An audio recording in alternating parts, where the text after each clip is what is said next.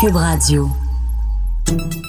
Salut, c'est Charles Tran avec l'équipe dans 5 minutes. On s'intéresse aux sciences, à l'histoire et à l'actualité. Aujourd'hui, on parle végétalien. Expérience cocasse, des journalistes de la BBC au Royaume-Uni ont joué le jeu des extrêmes. Ils se sont imaginés un monde où, du jour au lendemain, la population entière deviendrait végétalienne. Du jour au lendemain. C'est drôle, c'est pas réaliste pour une scène, mais c'est aussi également un petit peu triste. Mais très inspirant. Bon, déjà, libérer des milliards d'animaux d'élevage dans la nature poserait quelques problèmes de logistique, mais raconte l'article du Tough Experiment de la BBC, ça pourrait en régler d'autres. Bon, déjà, 3,5 milliards de bétail, veaux, vaches, cochons, 19 milliards de poulets, soudainement du jour au lendemain libre.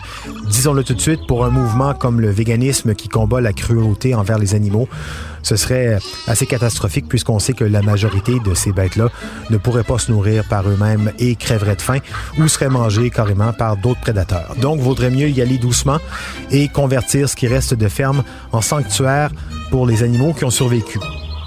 Mais ce serait une bonne nouvelle pour le climat. La production animale est responsable de plus du quart des émissions de gaz issues des vaches, principalement 28% exactement d'émissions en moins. C'est comme si l'Inde devenait neutre en carbone du jour au lendemain. C'est pas rien. À l'heure actuelle, 68% des terres agricoles sont utilisées pour l'élevage ou les cultures destinées à nourrir les animaux d'élevage. En semer le 5e seulement avec des semences destinées à notre alimentation, eh bien, ce serait suffisant pour nourrir tous les humains.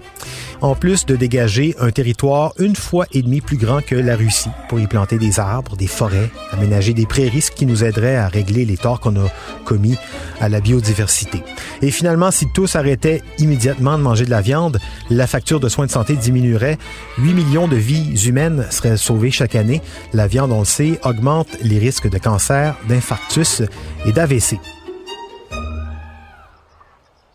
Par contre, il faudrait impérativement trouver des solutions du côté de la science pour rendre les végétaux aussi nutritifs que la viande en termes de calories, de protéines, de vitamine A, B12, D, certains acides gras aussi essentiels pour éviter les risques de malnutrition. Bon, mais aussi, il y aurait beaucoup de monde au chômage. Il faudrait trouver un moyen de revoir le fonctionnement de notre économie au grand complet. Cela dit, ça met les choses en perspective. On comprend bien qu'à moins de faire table rase sur notre monde industrialisé, genre catastrophe globale, guerre nucléaire de grande ampleur, c'est pas vraiment envisageable.